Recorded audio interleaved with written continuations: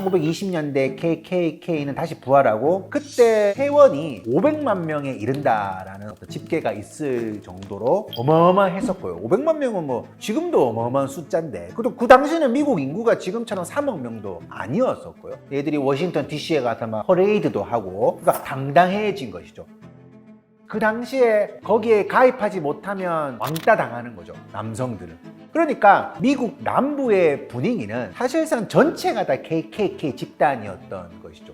1921년에 털사 인종 학살이라고.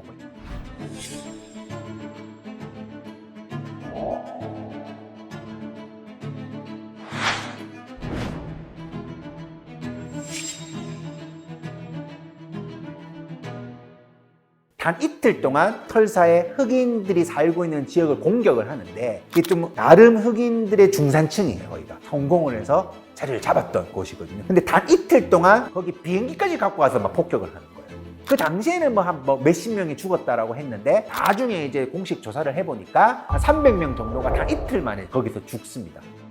그건 인종학살이에요. 인종학살. 흑인들이 이제 정착을 하면서 돈도 벌고 살잖아요. 그게 꼴보기 싫은 거예요. 끊임없이 무엇인가 백인은 흑인을 함부로 대해도 된다라는 것이 남부 사회에서는 오히려 차곡차곡 쌓여갔던 것이죠. 미국 사회에서 옛날에 막 흑인 분리 정책들 있잖아요. 막 물도 다르게 먹어야 되고 화장실도 막 다르게 써야 되고. 근데 그게 가능했던 것이 이거를 저항을 하면 사람을 죽이니까. 한 사회가 잘못된 변수가 결합을 하면 이런 집단적인 악마가 등장할 수 있거나. 그러니까 KKK는 사실상 그 중에서 굉장히 조직화된 악마들이고 사회 전반적으로는 KK가 다시 부활할 수밖에 없었던, 그렇게 형성될 수밖에 없었던 토대가 실제로는 다 갖춰져 있었던 거죠.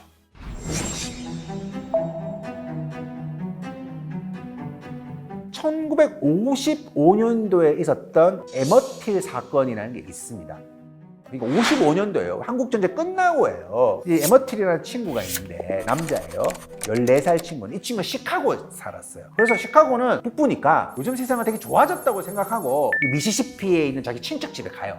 부모님이 가지 마라 그랬는데 에이 엄마 요즘 세상 좋아져서 가는 거예요. 가가지고 어디에 어떤 가게에서 주인 여성을 희롱했다, 그런 일이 벌어지는 거예요. 그 가족들이 그 추격단을 동원을 해가지고 걔를 잡아냅니다. 실종이 된 거죠. 그래서 엄마가 그걸 막 찾으려고 난리가 났는데 이게 며칠 지나서 발견되는데 진짜 어마어마하게 잔인하게 죽어요. 눈은 하나 없고 막 다 잘려있고 막 난리가 난 거죠. 근데 그 엄마가 그 관을 오픈한 상태에서 장례식을 치르는 거예요. 너무 잔인하게 죽었는데 이거는 하나의 상징적인 거죠. 이제 미국 사회에 그것이 생방송되기 시작을 하고, 근데 실제로 그 이후에 이제 재판을 하는 과정에서 기소도 2명밖에 안 되고 다 무죄가 되거든요. 근데 그때도 처음 나왔던 문제가 뭐냐면 배심원단이 다 백인들이에요. 배심원단이 아무리 똑똑한 사람을 갖다 놓아도 저기에 다양성이 없으면 절대로 법이 공정하게 집행되지 않는구나. 그럼 지금에 있는 배심원단 선정을 할 때 인종의 비율 같은 것이 시작된 것이 그때였던 거예요. 그게 일종의 정말 도화선이 되어서 흑인들이 굉장히 큰 용기를 내게 되는 거죠.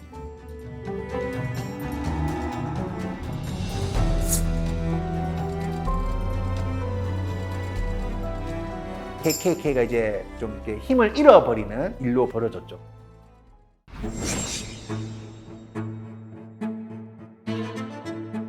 KK 집단이 결정적으로 미국 사회에서 조금 놀림감이 되는 것이 뭐냐면 1940년대부터 남부의 어떤 흑인들 린치가 있을 때마다 북부의 진보적인 매체에서는 이거는 미국이 아니다, 이거는 문명화된 국가가 아니다, 그런 비판이 굉장히 많았고, 그래서 KKK의 어떤 정체를 파악하기 위한 노력들도 굉장히 많이 했고, 그 과정에서 이제 기자들이 막 위장 취재를 하는 거예요.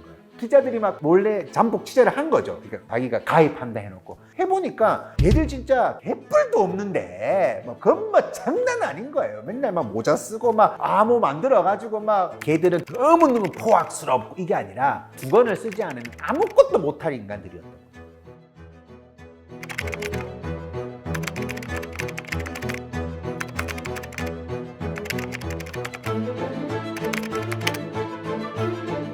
너무너무 나약한 인간들인데 그 잘못된 가치관의 심취해서 집단의 힘을 빌려가지고 사람을 괴롭히고 있는 거였던 거죠. 이제 그런 것들이 방송으로 나오기 시작을 하면서 미국 사회에서는 굉장히 개상한 집단이지만 멍청한 집단으로 또 평가받기 시작을 하는 거죠. 사람들이 진짜 멍청한 애들이다 쟤들, 할 일이 저렇게 없냐 라고 하면서 KKK를 무서워하지 않게 되었거든요. 그러니까 KK의 힘이 쫙 빠지는 폼이 안 나는 거예요.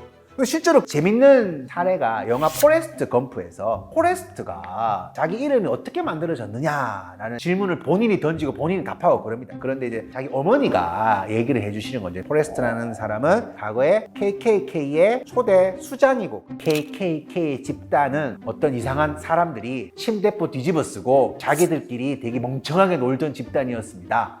이렇게 설명을 어머니한테 들었다는 거죠. 그러니까 그 당시에 미국에서는 이제 그런 분위기 형성되었던 거죠. 처음에는 KK가 너무 무서웠지만 저거 진짜 나사 하나 풀린 인간들이나 저런 짓 하는 거지 제대로 된 사람이라면 절대 그런 행동 안 해. 물론 이제 조직들은 있었어요. 자기 막 자격증 클랜이나 카드도 막 들고 다니면서 인정받고 그런 문화는 존재를 했지만 그 이전처럼 폭력을 굉장히 당당하게 쓰면서 살아가지는 못했었던 거죠.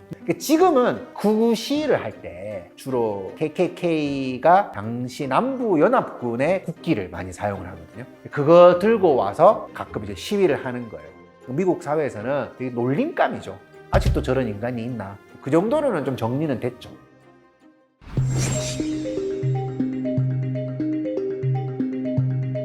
1900년대는 이민자들이 어마어마하게 미국이 세계 최강국이라는 걸 알게 되니까 세계 곳곳에서 이민자들이 몰려들기 시작을 하는 거죠. 그 KKK가 당시에 했던 구호가 God bless white America예요. 하얀 미국에게 신이 축복을 내린다라는 거죠.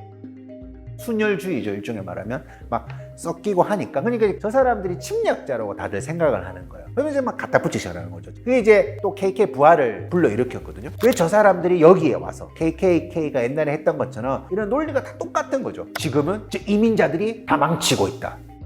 트럼프 대통령 같은 경우는 그걸 이용한 또 대통령이거든요. 대통령이라는 사람은 그런 거에 대해서 미국의 정서를 다르게 이끌어 나가야 되는데 그걸 이용을 해서 본인의 결집을 만들어낸 대통령이었던 거예요. 그렇게 발언들을 서슴없이 하는 거죠. They're poisoning the blood of our country from Africa, from Asia, all over the world. They're pouring into our country.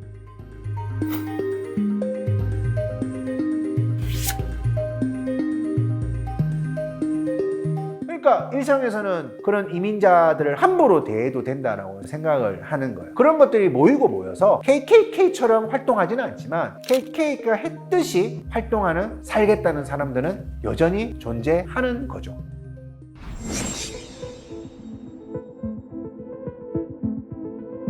우리가 KKK 사례를 통해 가지고 어떤 누구도 그 사회나 문화 속에 들어가면 그런 인종차별을 하면서 살 수 있구나라는 것을 한번 생각해 보아야 될 것 같습니다. 우리가 살아가는 세상은 그 문화와 역사 속에서 정당성을 얻어가지고 나쁜 행동을 하는 경우가 굉장히 많거든요. 히든 피겨스라는 영화를 보면 그 나사에서 사람을 달에 보내려고 미국 사회에서 제일 똑똑한 사람들이 거기 모여와서 공부를 해요. 연구를 하는 거죠. 흑인 연구원을 함께 일을 하는데 백인 집단들이 보니까 흑인들에 대한 좀 그게 편견이 있는 거죠. 그래서 그 어떤 흑인이 커피포트에서 커피 따라 마셨는데 다 쳐다보는 거야. 모든 게 과학적이고 합리적이에 하는 연구를 하고 있는데 어떤 흑인이 커피포트 자기 거랑 같이 쓴다고 불결하다고 느끼는 거예요. 그렇게 스스로가 과학적이고 합리적이라고 생각하는 사람들이 할지라도 그 사회에 살다 보면 그걸 불결하다고 느끼는 거죠. 그만큼 이 사회의 힘은 굉장히 강하고 사회가 잘못되면 누구도 잘못될 수 있다는 생각을 우리가 한번 해야 된다는 거죠. 그러면 KKK 사례가 사실상 얘들이 범법을 하면서 본인들이 굉장히 법을 수호한다고 생각을 하거든요. 그러니까 떳떳하게 혐오하죠. 당당하게 차별하거든요.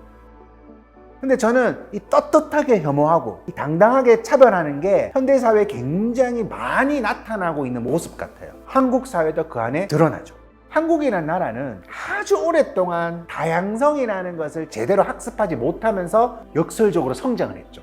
그러니까 단일 민족, 우리 민족은 다르다.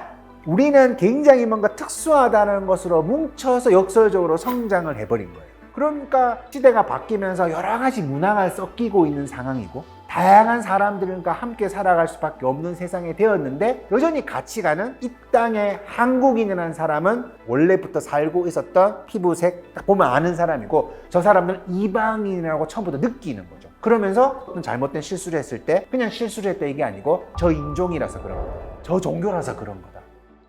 어떤 편견을 가지고 그 사람들을 대하는 모습을 우리가 볼 수 있다는 거죠. 그런 의미에서 이 KKK의 사례를 미국의 옛날에 인종차별이 심했던 과거의 일처럼 생각해서는 안 되고 우리 사회에는 뭔가 그런 유사한 모습이 있지는 않을까. 차별을 정당화하고 있는 사람은 있지는 않을까. 나는 그것과 과연 무관할까? 이런 좀 질문을 던져보면 좋을 것 같습니다.